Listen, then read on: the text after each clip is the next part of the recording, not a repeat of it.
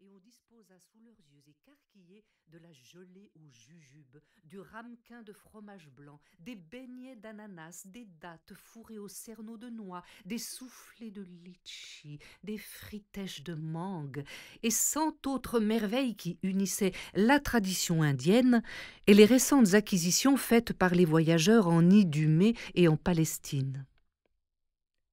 Taor observait à distance, rempli d'étonnement et d'admiration.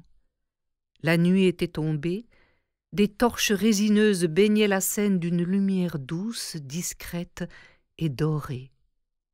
Dans la noirceur des cèdres, encombrés de troncs massifs et de branches énormes, la grande table nappée et les enfants vêtus de lin formaient un îlot de clarté impalpable et irréel.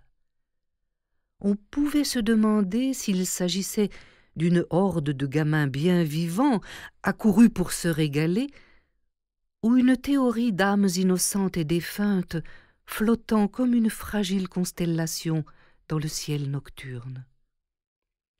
Et comme si ce festin des élus devait nécessairement s'accompagner du malheur des réprouvés, on entendit soudain l'écho lointain d'un grand cri de douleur monté du village invisible.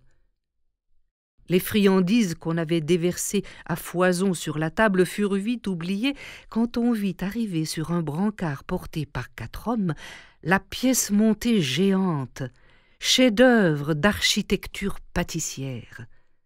C'était en effet reconstitué en nougatine, massepain, caramel et fruits confits, une miniature fidèle du palais de Mangalore avec des bassins de sirop, des statues de pâte de coin et des arbres d'angélique.